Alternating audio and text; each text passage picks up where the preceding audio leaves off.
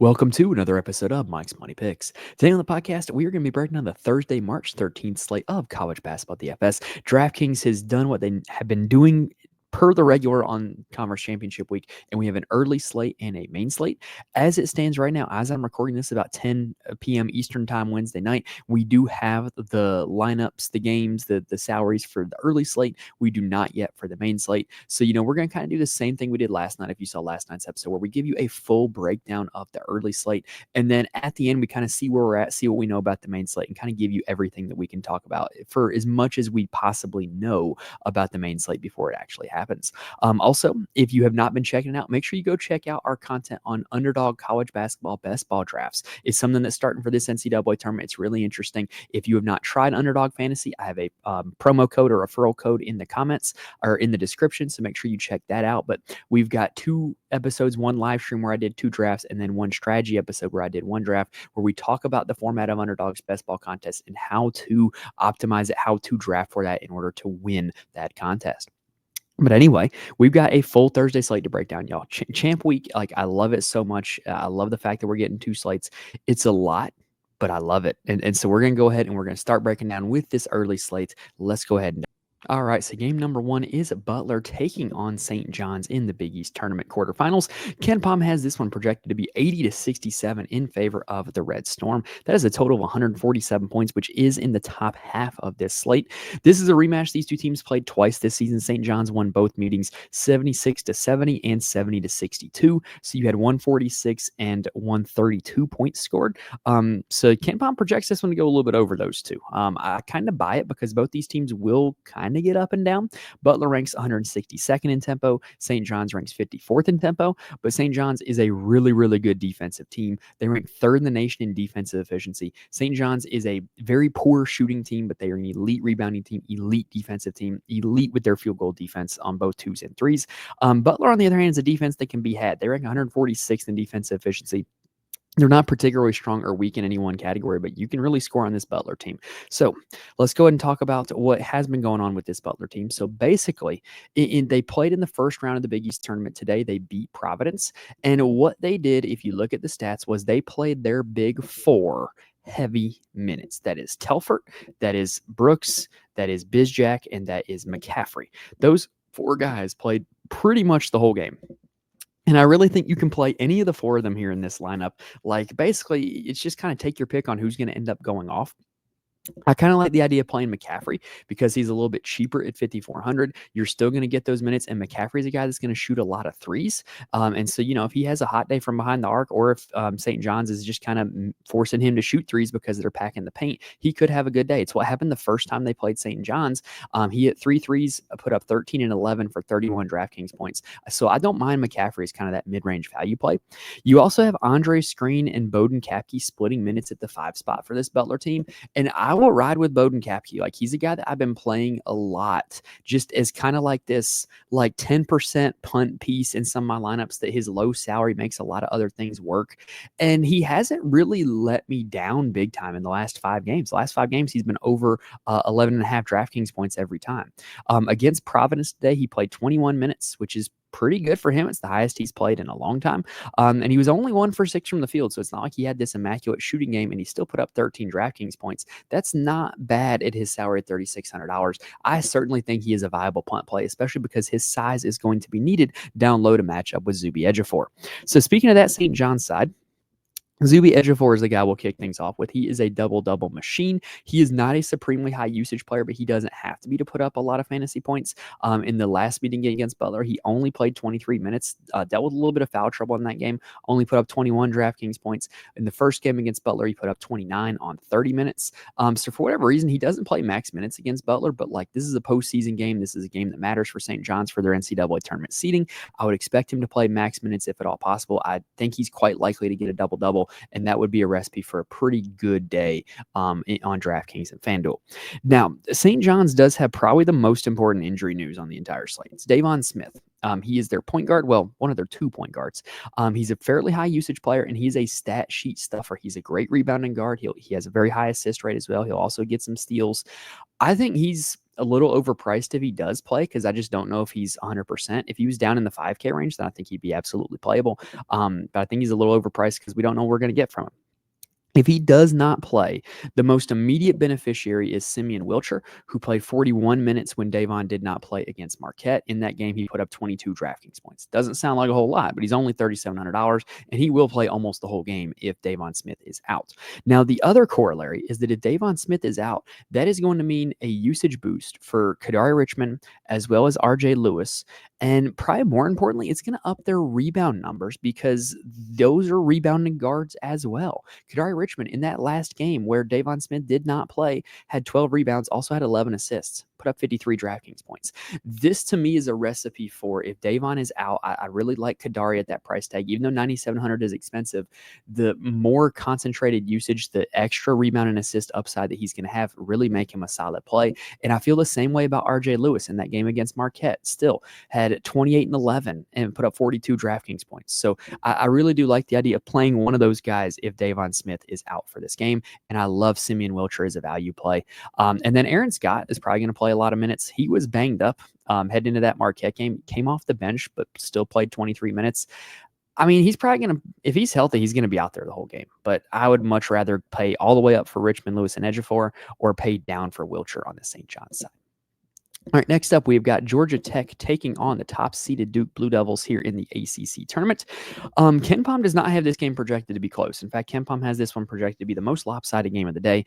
Duke 83-61, which just seems like insanity that a team could be 22-point favorites over a team in a quarterfinal conference tournament game. But hey, that's the point where we're at with Duke. Duke is just really good. The rest of the ACC is quite weak. That is a total of 144 points. It's a rematch of a game back in December that was played in Cameron Indoor where Duke won 82-56.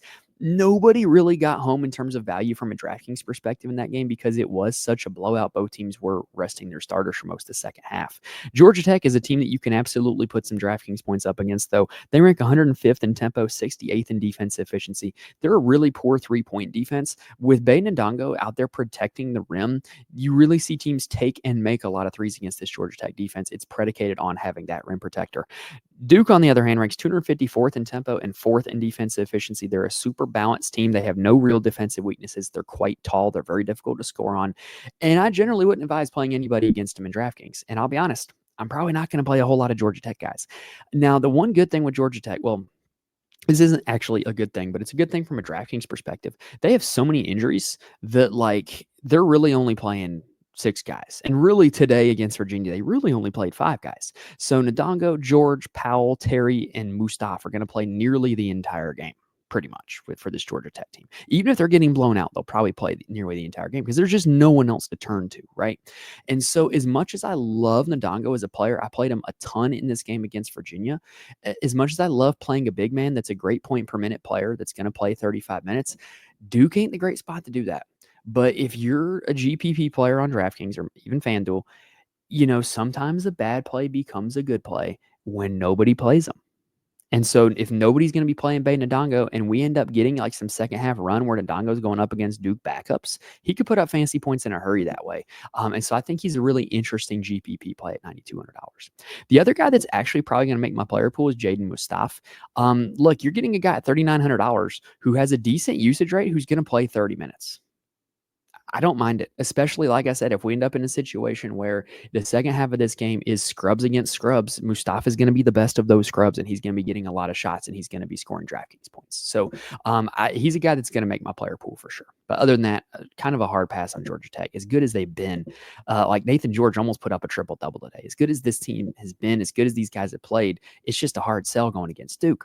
And on the Duke side, it's honestly a hard sell if you know these guys aren't going to get max minutes. Maybe the argument is, you know, it's a conference tournament game. They're going to play a max minutes, you know, until the game is like mathematically over.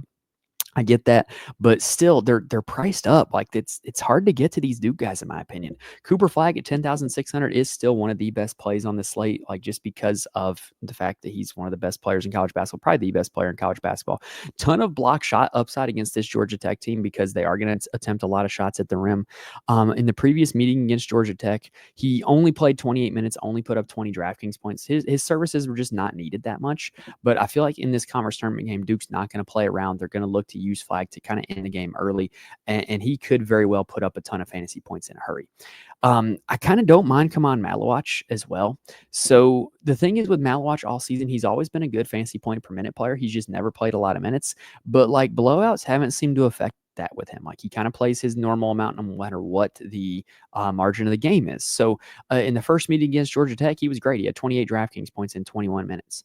So I kind of I think he's overpriced at $6,000 on DraftKings for the amount of minutes that he plays, but I can't argue with the point per minute production. And then Isaiah Evans is a guy that's gotten a ton of run in blowouts for Duke, but the problem is like he's 5,100. So you would need him to do a lot. You would need this game to be over in a hurry for him to hit value. All right, let's talk about the next game, which is Indiana taking on Oregon. KenPom has this one as Oregon 74-72. That is a total of 146 points. These two teams literally just played last week. Oregon won 73-64. Both big men on both sides. Biddle and Ballo had good games in that one. And it was a pretty competitive game all the way to the end. In terms of the statistical perspective, Indiana ranks 139th in tempo, 42nd in defensive efficiency. They're a solid rebounding team. They are a solid rim protecting team, and they're quite big because they tend to play a very big lineup. Oregon ranks 164th in tempo and 36th in defensive efficiency. No real standout stats for Oregon from a defensive perspective. Now, on the Indiana side, Mike Woodson has finally decided to kind of cut out all the extra, and he really just only gives 8 guys minutes. And he switched up his starting 5. It's kind of a more what's the word I'm looking here for? More cohesive unit, the way that he works his rotations now. So like basically he moved Miles Rice to the bench. He moved Malik Renew to the bench. And he starts Leal, Galloway, Goody, Mbako, and Ballo. And it's a lineup that has a lot better spacing. But the problem is that now he's playing all these guys like very balanced minutes. And it makes it very hard for any of them to go off on any given game because of the fact that they're not playing 35, 40 minutes a game, right? So I do love Umar Ballo in this game. In that game against Oregon, he did have 29.5 DraftKings points. Look, if he were to play max minutes, he could absolutely go off. But he's got to stay in foul trouble going up against Nate Biddle. And he's got to play those max minutes. And I think that's a lot to ask for. Renew is also another guy that if I knew he was going to play max minutes, I'd be all over. Super high usage rate, stat sheet stuffer, but I just don't know how many minutes he's going to play, and that makes it tough. Trey Galloway is one guy that we can guarantee those minutes for. He's been great for them lately. He has shown a super high floor. I do think he is more of a floor play than a ceiling play. Probably a guy you're going to want in your cash game DFS lineups as opposed to tournaments. Mbaka would kind of be a tournament play. The guy came to Indiana last year, was supposed to be a one and done. Really talented as a freshman. He's playing more and more minutes now. He kind of went through this stretch where he wasn't playing a whole lot pretty consistently. But he's a guy that could just go off at a moment's notice. He's only 4,800. I think if you're looking for a high-risk, high-reward GPP play, he could be your guy down there at 4,800. All right, now let's talk about the Oregon side. So they are led by Nate Biddle, who I mentioned this in the Discord the other day. He literally looks like a lumberjack who is chopping down redwoods in the Pacific Northwest forest in Oregon and then just strolls in a flannel to play basketball. Like he just looks like a lumberjack straight out of like the Pacific Northwest, right? But he's really good at basketball. He's also huge. Against Indiana, he put up 41 DraftKings points. I love Biddle. I played him a ton this season. 9,900 to me is an egregious price tag on DraftKings part. Yes, he's been great recently, but part of that was because the overtime game against Washington where he put up 62. So I think this is just an egregious price tag. It's quite likely he's going to get you 4x, but I don't think he has 5x upside in a game that doesn't go to overtime. After that, Oregon's guards have been super frustrating this year. You just never really know between Shellstad, Barthélemy, Bamba, which one of them is going to go off. Every now and then, even it's Jared and Tracy. Like, you just never really know who it's going to be for them. If you don't want to kind of play that roulette wheel of death, don't. I probably won't be. And also, Kwame Evans Jr. is a guy that has been really emerging lately, playing more and more minutes in favor of Brandon Angel. And he's just been really solid, but now he's up to $5,800. You actually have to think about clicking him now that he's up to $5,800, but I do think he's a viable value play, especially if we know that Indiana likes to play two bigs. I think that bodes well for Kwame Evans. Now, the other thing I said all season long, you play your guards against Indiana. You just do. But the problem is between Shellstad, Barthélemy, and Bamba, you just don't know which one it's going to be. In that last game against Indiana, Shellstead had 21 DraftKings points, Barthélemy 19, and TJ Bamba 24. So, like, cumulatively, they put up a lot, but because it's so spread out, you just didn't really get one big game from any of them. Would it shock me if any one of them had a big game? No, but is it difficult to predict which one it is? Yes. So, I think you can just avoid the situation altogether and be okay. Next up, we've got Iowa State taking on BYU in the Big 12 tournament, taking place on the court from literal hell. I don't know why that court was designed how it was. I just don't know. Ken Palm has this one as one of the highest scoring games of the slate, 77-73 in favor of Iowa State. That is a game total of 150 points. This is a rematch of a meeting about 2 weeks ago. BYU won 88-85 in double overtime. That game was only 68-68 at the end of regulation, though, so it wasn't this supremely high scoring game. From a statistical standpoint, Iowa State plays really tough defense. They're ranked 6th in the nation in defensive efficiency, but they will get up and down. They're 101st in tempo. BYU is a softer defense, 59th in defensive efficiency, but they rank 184th in tempo. So BYU is a very analytically driven team. Basically, what happens is they really try to prevent you from getting shots at the rim and wide open threes. And what it ends up being is teams end up taking a lot of semi-contested threes against BYU. And so I do think if you're looking to play spot shooters against BYU in the NCAA tournament, that would be a thing you could go to. Iowa State doesn't really have a whole lot of spot up shooters, though. We're going to talk about 2 of them. But they don't have like this roster of just guys who are knockdown jump shooters. So for Iowa State, Josh Jefferson's their highest prize player. Look, he's great. He's super volatile in his range of outcomes. Previous game against BYU, he gave you 30 DraftKings points. That ain't going to cut it as salary. I don't mind getting him in my player pool because he does have slate breaking upside. Now, for their guards, Tamin Lipsey got hurt today, came back, and apparently is good to go for this game against BYU. Because Sean Gilbert is apparently not good to go for this game. By all indication. And so if Gilbert is out, what that's going to do is it's going to be more minutes and usage for Curtis Jones, who was great in the stretch when Gilbert was out in the regular season. He was awful against Cincinnati, but that just makes him a good buyback spot in this one. He was great when Gilbert was out in the regular season. I don't mind going to him. For that matter. And then also you're going to see boosted minutes out of Nate Heiss. He is a guy who is just a catch and shoot player. He's only $4,400. If Gilbert's out, he's going to play 30 plus minutes. I don't mind the idea of playing a catch and shoot player against this BYU team for a guy that's going to play that many minutes at this much of a price tag. I do like Nate Heiss as long as we know that Gilbert is out. Milan Momcilovic is another catch and shoot player for this team. I think he's a little pricey at $5,900, but I don't mind getting to him because of his play style. And then, oh, by the way, we got to mention Deshaun Jackson. Charlotte transfer Deshaun Jackson, who has been good in spurts for this Iowa State team all season long, had one of his best games of the season against Cincinnati. If they're going to play him max minutes, he can break a slate at $4,400.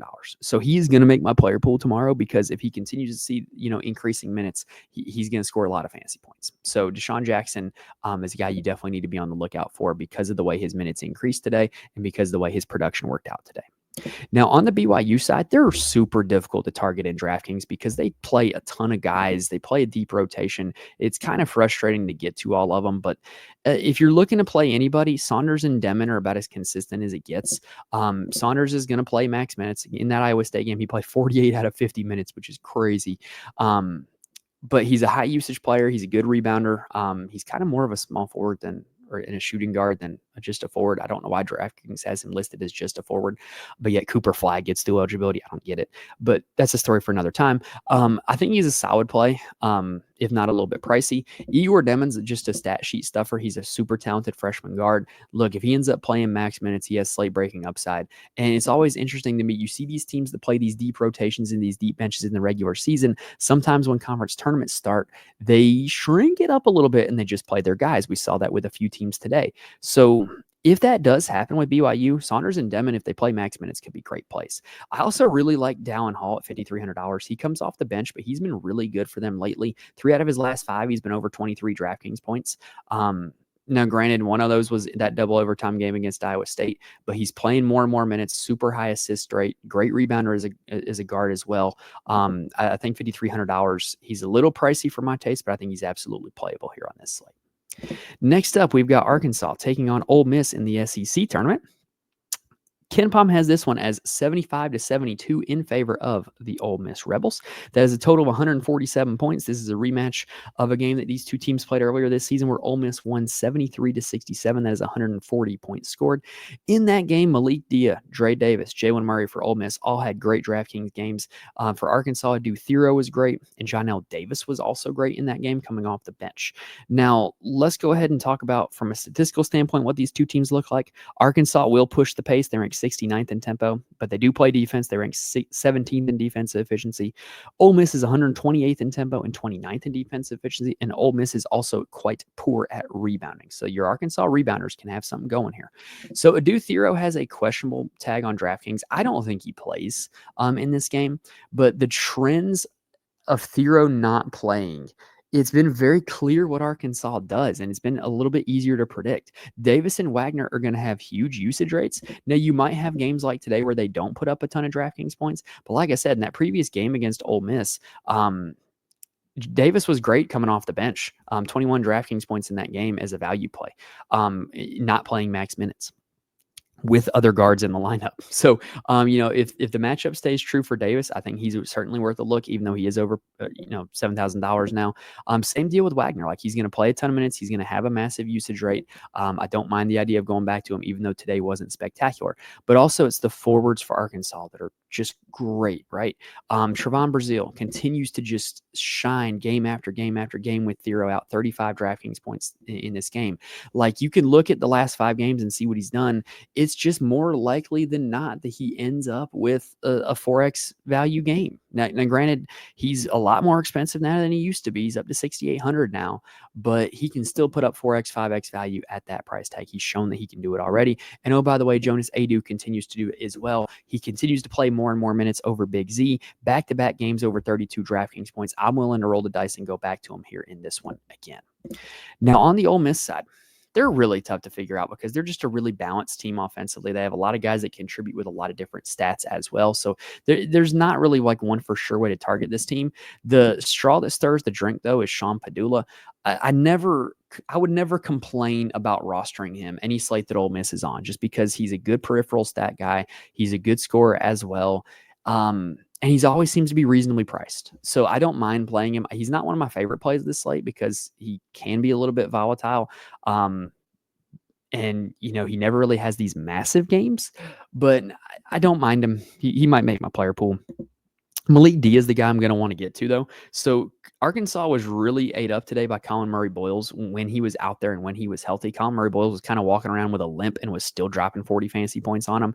Malik D rarely plays max minutes, but in the first game against Arkansas, he did 28 minutes, 35 DraftKings points. So if D is going to play max minutes, this is a smash spot. He's a guy that is a great fantasy point per minute player, just doesn't play a lot of minutes. So if Dia does play a lot of minutes, he could absolutely smash this slate. Davis, Morrell, and Murray are all going to play a ton as well. I kind of feel the same way about Padula that I do about them. Like, I don't mind getting them in my player pool because you know that they're going to be out there on the floor. You know that they're going to have decent usage rates. It's just a matter of whether or not the shot goes in, whether or not they get the peripheral stats, and you just never really know what's going to happen. Now, Murray, to me, is the most palatable because he's very cheap, but I wouldn't fault you for putting any of those guys in your player pool. Next up, we've got Marquette taking on Xavier. This is an interesting one. So KenPom has this one as 75-71 in favor of Marquette. The two teams split their meetings in the regular season this year. Marquette won 72-70. Xavier won 59-57. So you had one game that played about to the total, and then one game that was a rock fight that was won by Xavier. From a statistical perspective, Marquette ranks 188th in tempo, 21st in defensive efficiency. They're a very poor defensive rebounding team, but they force a lot of turnovers. That's kind of their calling card on defense. It's the old Shaka Smart Havoc system, right? Xavier ranks 79th in tempo and 38th in defensive efficiency. They're oddly very poor offensive rebounding and great at defensive rebounding, which tells me that they're probably playing a lot of 5 out on offense and they're not really crashing the boards. They're looking to prevent transition opportunities by not chasing the offensive glass and devoting a lot of energy to that. So let's talk about this Marquette side. So Cam Jones is their guy, and it would not shock me to see Cam Jones just go on one of those legendary Big East tournament runs, a la Kemba Walker a decade ago, a la Shabazz Napier a decade ago, right? Like, actually, that was in the American.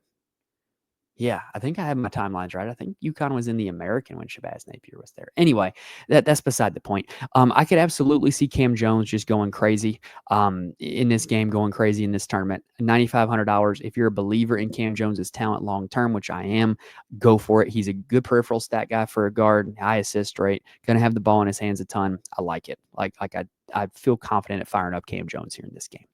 Now, Joplin, Mitchell, and Ross are kind of like his supporting cast, like 2A, 2B, and 2C as the quote unquote the best players on the team. They all kind of alternate who is. Joplin can be really good in the game against Xavier though. Not all that great, or actually no, never mind. One of them was great.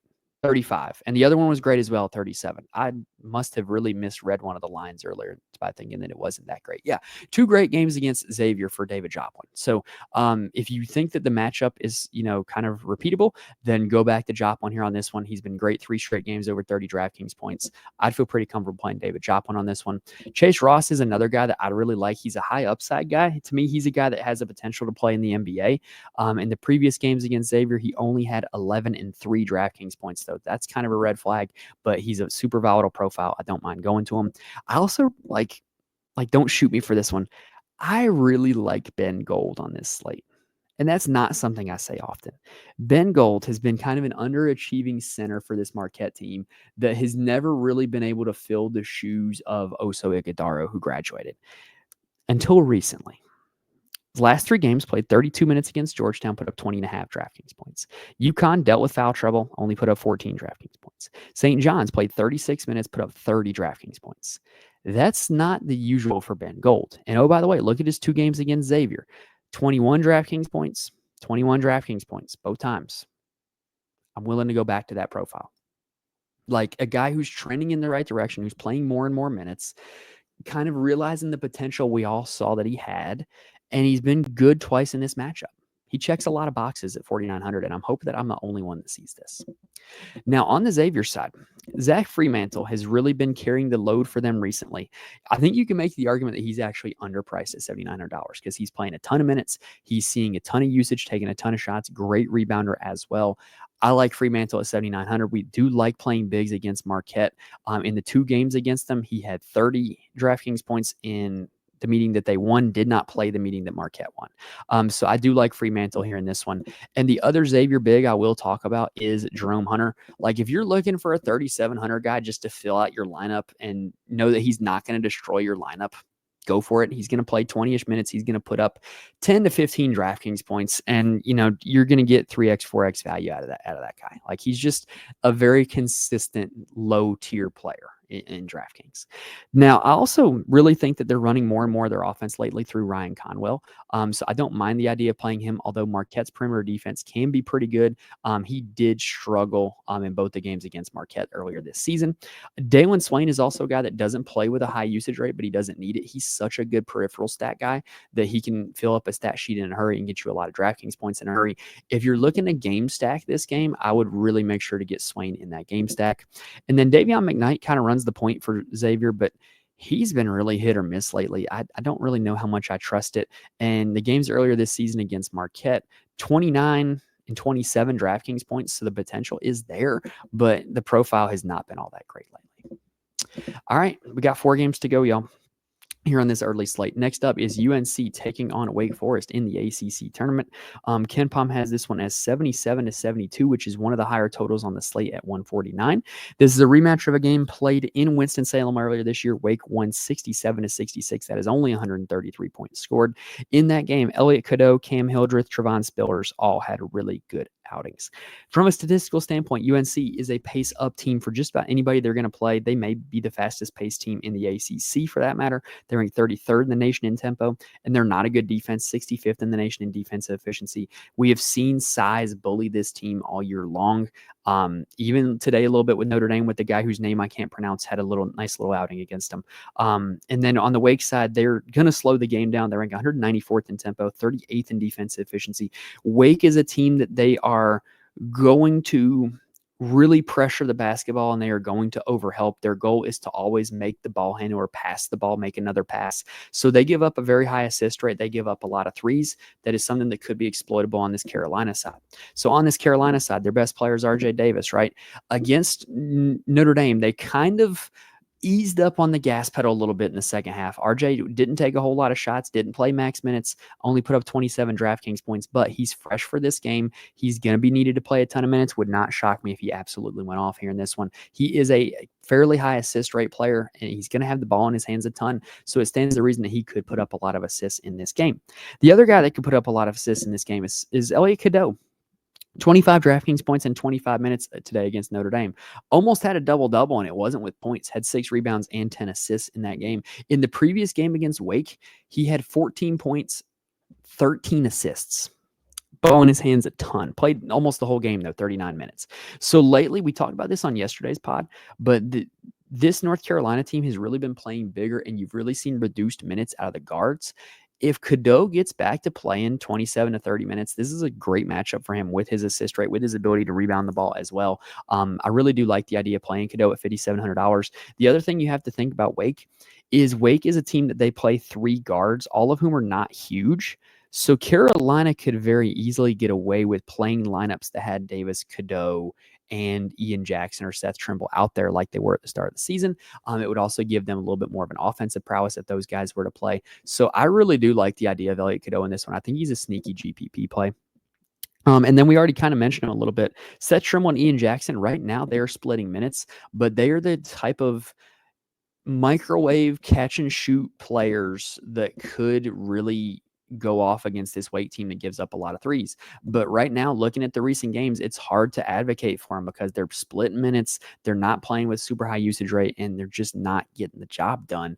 But this is the type of matchup where they could. So if you want to go to them in a GPP, you want to really bank on Carolina changing up that rotation, go for it. A big reason why they haven't changed up that rotation is because they're playing a ton of Drake Powell. He didn't play as much today because he got in foul trouble. But this guy plays a ton of minutes, but he's really just a cardio guy. I'm not super interested in him at 5,500. I am interested in the bigs for Carolina, though.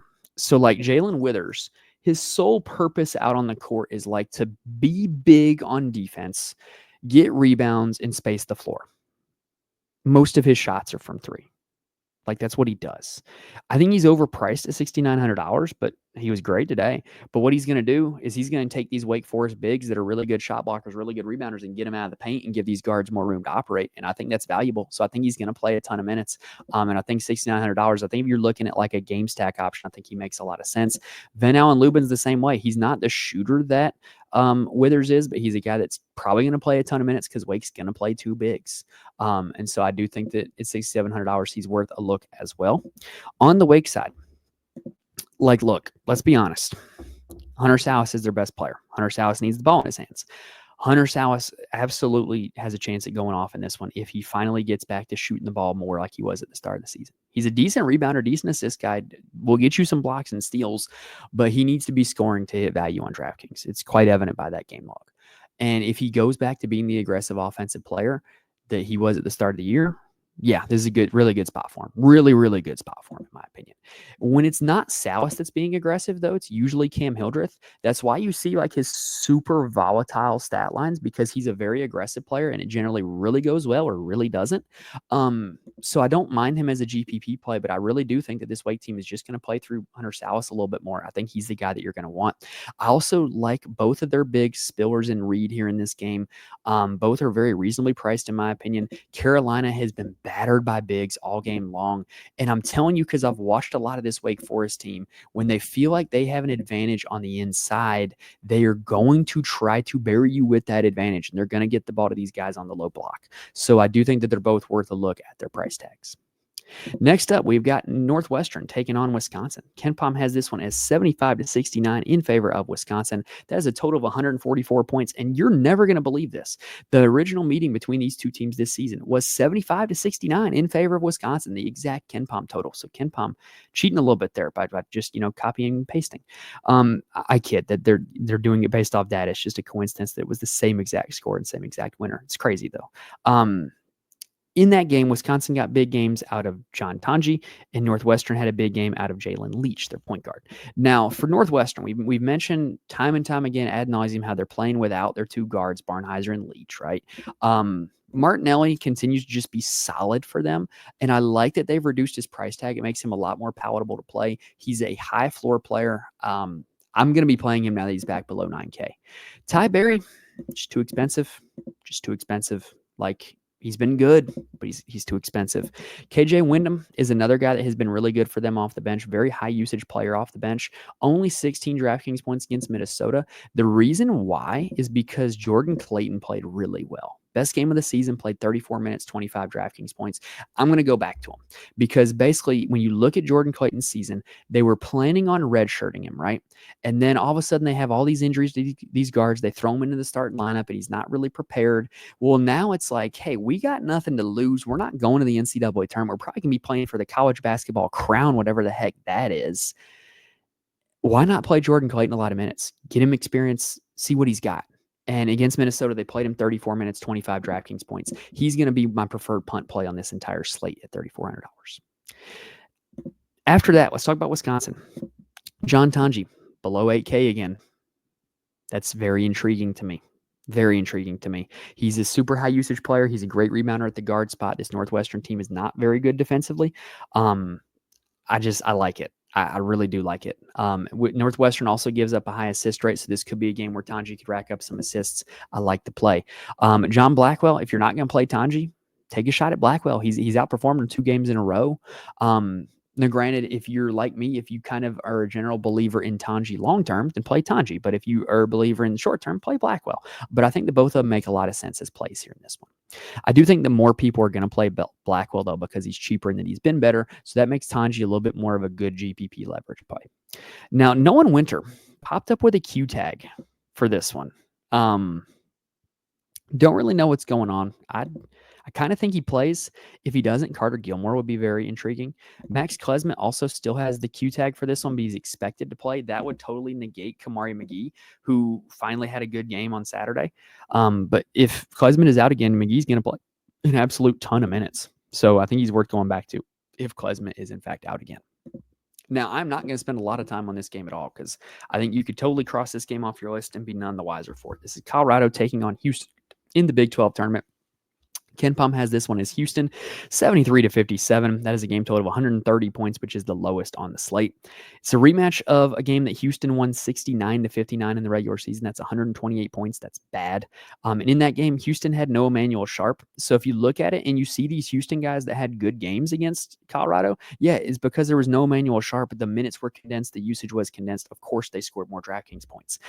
For Colorado, Julian Hammond had 22, but no other player for them had double figures. And he also did not put up a whole lot of peripheral stats in that game at all. Here's the reason why this is totally non-targetable, though. Colorado ranks 168th in the nation in tempo, but their first 2 games in the Big 12 tournament, 136, 127 points scored. They're not looking to get up and down, y'all. They're looking to slow these games down. They're looking to, win it on as few possessions as possible. Houston ranks 361st in tempo and 2nd in defensive efficiency. You literally could not be a worse matchup in DraftKings than Houston. They're the 4th slowest team in the nation. They're the 2nd best defense in the nation. It doesn't get any worse than that.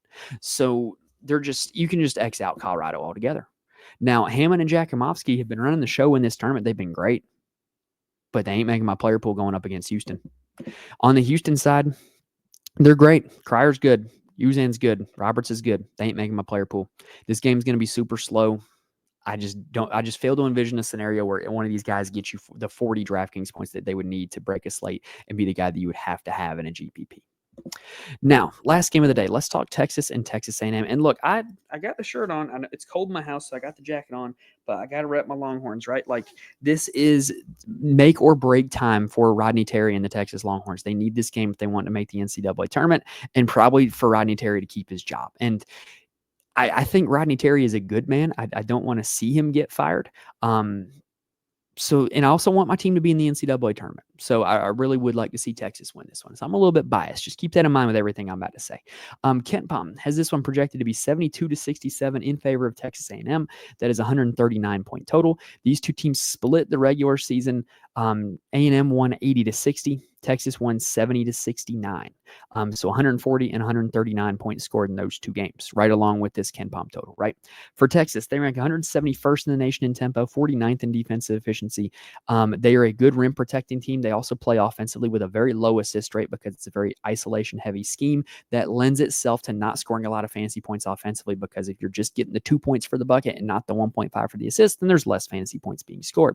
Texas A&M, they're really going to slow the game down. They're ranked 238th in tempo, 8th in defensive efficiency. They are an elite level offensive rebounding team, first in the nation in offensive rebound rate. And they give up a lot of blocks and steals because a lot of their shots are at the rim. They're just not a great offensive team. They can be sloppy with the ball at times.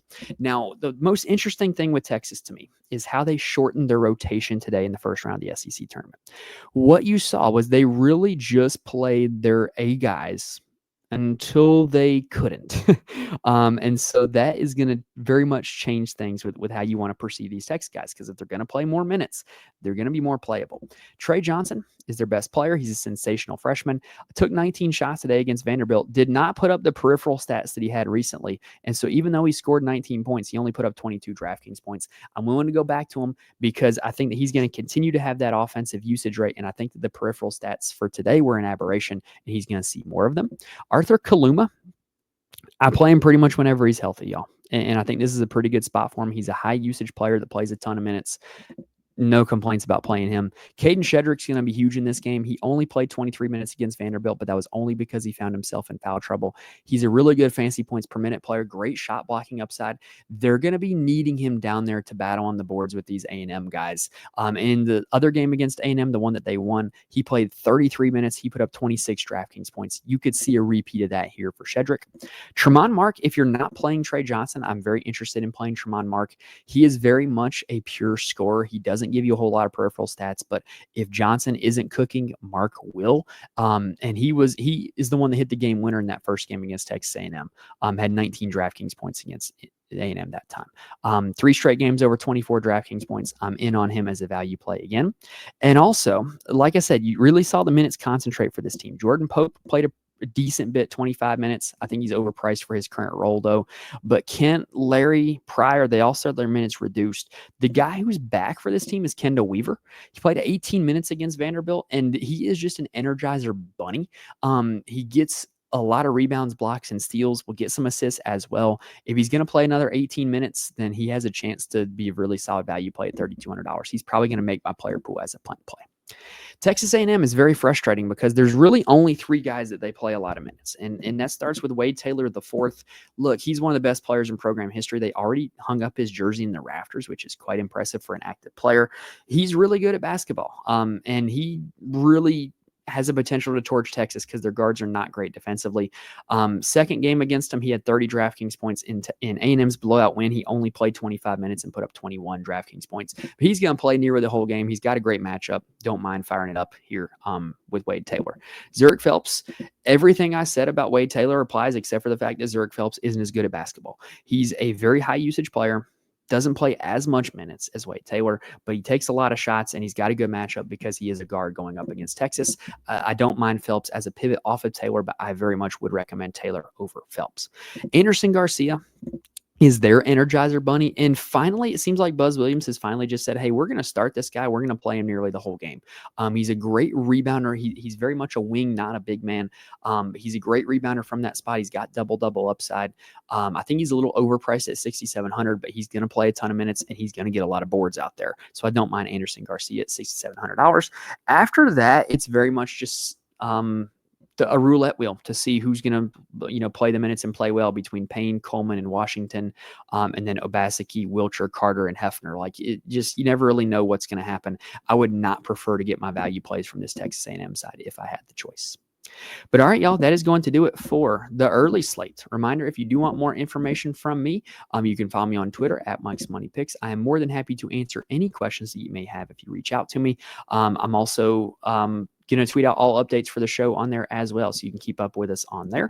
And then also, if you would like to be a part of one of the best communities in all college basketball DFS, join the Fantasy Corner Discord. Link is in the description on YouTube, as well as on the audio show. And so I literally cannot recommend enough joining that and looking for just a lot of people to bounce ideas off of, talk strategy, talk different lineups, different options with, and it's just great to be a part of. We've had a lot of people in there win a lot of money this season in the college basketball chat, and we've also got a lot of other sports as well that are covered in there. I cannot recommend it enough. Join the Fantasy Corner Discord and be a part of that community. And then also, if you would like to know who actually makes my DFS lineups, head on over to the Patreon, patreon.com/Mike's Money Picks. Every single college basketball DFS slate, I profile my core plays as well as why they are my core plays. So you can get that information over on the Patreon if you are interested. All right, now let's go ahead and let's really quick talk about the night slate. So basically, what is happening with the night slate is we don't have all of it yet. We have most of it, but we don't have all of it. So I'm just going to kind of quick go through some games that you're going to want to be looking for, some matchups that you're going to want to be looking for, because you can kind of get a little bit of an edge already based off how these games are shaping up to be, even though we don't have the salaries yet, right? So first game on the slate is going to be Iowa taking on Illinois in the Big Ten tournament. That is going to be the highest KenPom total, the highest Vegas total game on the slate. KenPom has it as Illinois 88-80. Iowa has basically no rim protection right now. So Ivasic, Jakachonis, Will Riley, those guys for Illinois, Boswell, Trey White, like all five of those guys are going to be in play for me because they're likely to score just a ton of points.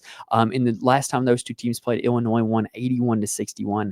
Ivasic had 22, 4, and 5. Jakachonis had 9, 7, and 3. Boswell had 15, 4, and 7. Like, you guys get the picture, right? Like, these guys just absolutely filled up the stat sheet. And Illinois is going more and more starting five heavy, which makes them more playable. On the Iowa side, they're starting to play both the Sanford brothers a little bit more. They beat Ohio State here tonight with Peyton Sanford, that is, playing nearly every minute. Laji Dembele played a ton at the 5. I think depending on his price, he might be an interesting value play. And we also saw a lot of minutes out of Drew Thelwell back at the guard spot. So if Thelwell is reasonably priced, he could be a viable guard play as well. Next game up is DePaul taking on Creighton. And look, this is pretty simple to me. This is not a game you're going to want to be looking to stack. This is a game where you're going to want to be looking to exploit a matchup. KenPom has this one as Creighton 78-68. And to me, DePaul is a team that you can target bigs against. And Creighton's got the best big in the Big East, and that's Ryan Kalkbrenner. I think that this is a potential for a Kalkbrenner smash game. The two meetings that these teams played earlier in the season, Creighton won 75-65. Kalkbrenner had 25 and 13 with a block and an assist as well. Ashworth had 16, 4, and 6. So those two guys for Creighton, they're soaking up all the usage, all the minutes. Those would probably be the two guys off Creighton that I would be looking to get to. On the DePaul side, if they keep the price tag down on JJ Traynor, I'd go back to him. But other than that, I'm probably not super interested in targeting guys going up against this Creighton team. Stanford and Louisville is the next game up, and those two teams played literally last Saturday. Louisville won that one 68-48. Not a great game environment, but it's more, this one projects to be a better game environment than that. It projects to be 77-68 on KenPom.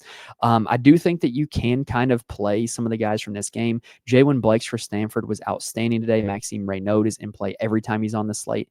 And Reynaud was pretty good against Louisville last Saturday, 17 and 11 in that game with 3 blocks and 3 assists. So I do think you can go back to Reynaud. On the Louisville side, if they go more starting five heavy, then you can see some really good DraftKings games out of some of those guys. Like Hepburn, Edwards, Hadley, they're probably going to play nearly the whole game. Scott will probably play a lot as well. And if Rain Smith is back, he'll probably play a lot as well. So you could probably really get some Louisville guys. If they come in reasonably priced, you could target them in that game. Mississippi State and Missouri, that game is going to absolutely be a shootout. That's going to be one of the best games to target on the slate. But the problem is that both these teams play super unpredictable rotations. KenPom has that one as Missouri 81-78. And like with Missouri, every time I feel like I have it figured out, I don't. I would have to really take some time to deep dive the numbers to see, but just with the fact that these two teams are playing each other, like there's a big chance at a shootout game because both those teams tend to play high total games. You have Baylor taking on Texas Tech. For that game, JT Toppin all day, because Baylor is not good against bigs. JT Toppin's one of the best bigs in the country. Ken Palm has it projected to be Texas Tech 75-70. I don't think that's one to full on game stack, but JT Toppin is going to be one of the top pay up options on the slate. So like really, this is a good slate for pay up options. It's going to be a great slate to go stars and scrubs if you can find enough scrubs, because you've got Kalkbrenner, you've got Ray Node, you've got Toppin. Like those are 3 elite options at the forward position, and then all those Illinois guys as well. Purdue, we do not know their opponent yet.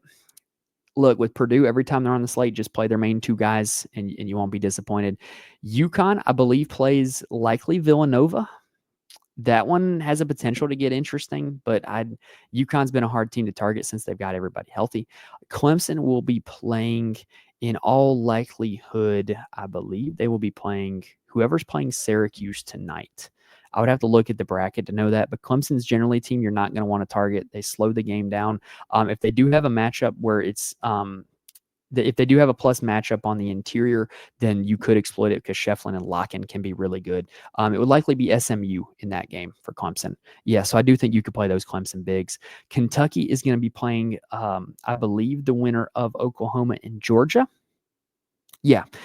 So that would be a game you could target, because Kentucky will get up and down. Kentucky is not a great defensive rebounding team. So I do think that you can play some guys for and against Kentucky. What's interesting for Kentucky also is the injuries to their guards.